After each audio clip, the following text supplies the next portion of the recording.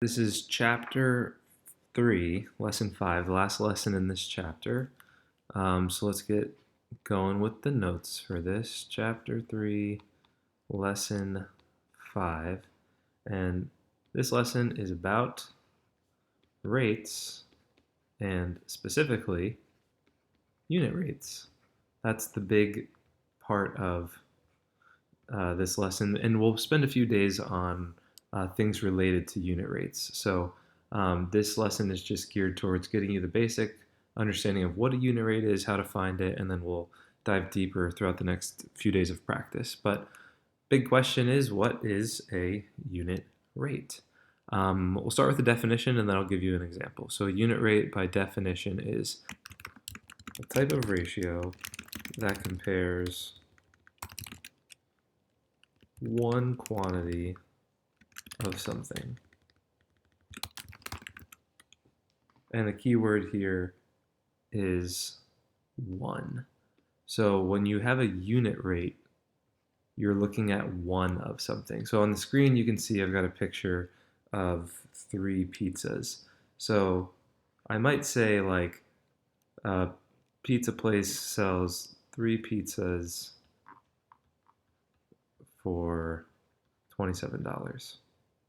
It's basic ratio, a rate that the place sells pizzas for. A unit rate, on the other hand, so the unit rate here would be, what does one pizza cost? A unit rate is a type of ratio that breaks it down to one of something. So the unit rate at this pizza place would be $9 for one pizza. Unit rate, again, breaks it down to one.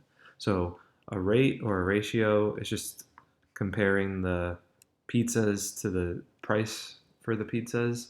A unit rate takes the price of the pizzas and scales it all the way down to one pizza, a unit of something, one of something. So unit means one.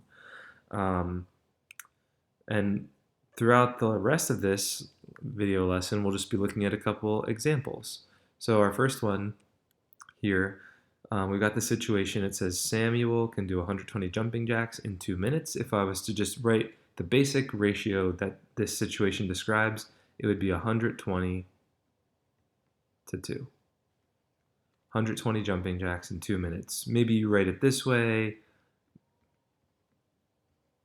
Maybe you write it this way. Maybe you write it this way as a fraction. Either way, that's the ratio. The unit rate, unit means one of something, would mean how many jumping jacks can Samuel do in 1 minute, breaking it down to one.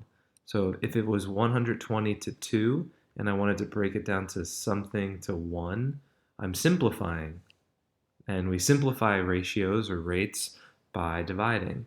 To get from 2 to 1, from 2 minutes to 1 minute, I'm going to divide by 2. And so to keep the ratio equivalent, I'm going to divide the 120 by 2 as well. And 120 divided by 2 is 60. If you want to see that a little bit more specifically, 120 jumping jacks in 2 minutes. And for the unit rate, how many jumping jacks in 1 minute? To get from 2 minutes to 1 minute, like I just said, I divided. And I'm going to do the same thing to the top of this rate. And that's how I get to 60. 60 jumping jacks in 1 minute is the unit rate. Unit rates are just ratios that are scaled down to one of something. Let's look at another example. A large plane is able to cruise at 530 miles per hour. So what ratio is described in this situation? 530 miles per 1 hour. What's the unit rate here? Well, I was given a unit rate. This is already out of one of something, and so it's done. The unit rate is 530 to 1. Kind of a trick question. That one's already done for us. Just testing if you understand what a unit rate is. Unit rates are rates that are down to one of something. One more example in this table. A babysitter gets paid $60 for 4 hours of work. So the basic ratio here is 60 to 4. And now take a second and see if you can figure it out. What would the unit rate be? So if you simplified this and got it down to 1 hour, what's her unit pay, her base pay? What does she get paid per hour, or he? The babysitter gets paid $60 for 4 hours of work. If I was to divide that down, that would be 15 hours, excuse me, $15 for 1 hour of work. So I'm just simplifying it down to one. To get from this rate to this rate, I needed to divide, and I divided specifically by 4 because that's how I got from 4 hours to 1 hour.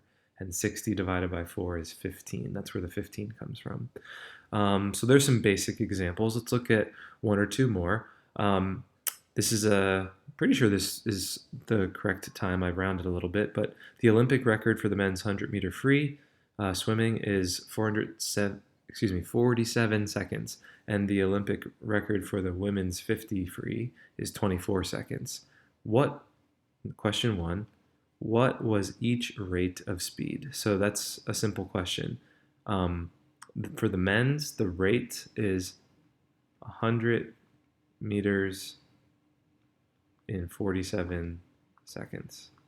And for the women's 50, a different event, that is 50 meters in 24 seconds. All right, so that's the rate, the basic rate that was given to us in the problem. And if I wanted to be able to answer question 2, which record is the faster speed? There's a couple ways that you could go about answering this question, but one of the ways that you could answer this is by figuring out what's each person's unit rate or unit speed, and then comparing the two. So I could say, how fast is each person going at 1 meter? Or I could say, how many meters have they traveled in 1 second?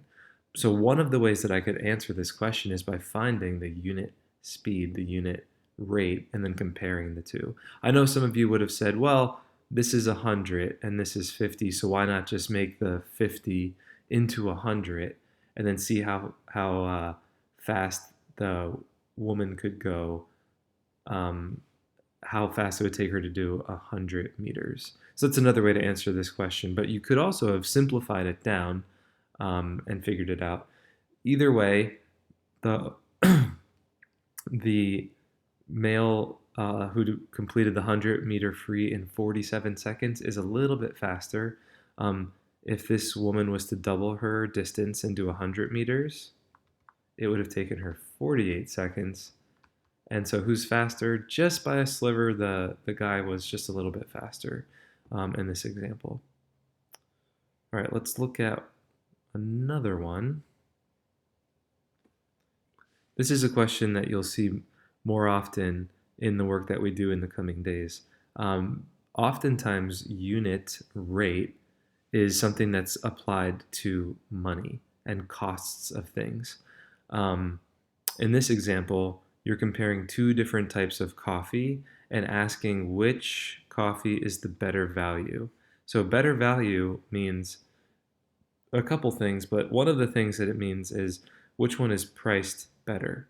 Better value, which one are you paying less for?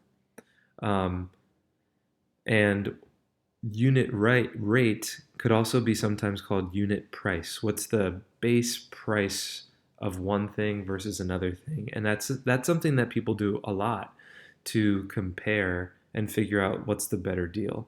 So let's break this down. I've got Folgers is one of the coffees I'm doing, and the other one is Seattle's Best. So I'll just call it Seattle's. And we're comparing these two. So we're told that Folgers is $12.88 for 80 cups of coffee.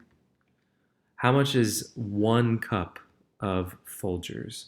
Well, to get from 80 cups to 1 cup, I need to divide by 80. So if I want to find the unit cost, I need to break down $12.88 and divide it also by 80. Now that's a little bit of a weird division problem, and I'm not going to sit here and do the long division in front of you, but if you were to set it up and do $12.88 divided by 80, you would get exactly 0.161. So in terms of money, since we're asking what's the unit price here, that's about 16 cents. So it's $12.88 for 80 cups, and it's about, if we round it, 16 cents for a cup of coffee. So that's the unit price for Folgers in this example. Seattle's Best, on the other hand, we're told is $9 for 50 cups of coffee. And to break this down to the Seattle's Best unit rate, I want to find what does 1 cup of coffee cost. To get there, 50 divided by 50 is 1. So I'm going to divide by 50, and I'm going to divide 9 by 50. So if you did the division, $9 divided by 50, the unit cost here would be exactly 18 cents if you did the division. So now I can use this information down here, 16 cents for a cup and 18 cents for a cup, to better determine what the better value is. The better value by a little bit is Folgers. It's 2 cents a cup of coffee less than Seattle's Best. And unit price and comparing things that cost a different amount of money and finding the better value is something we'll do a lot.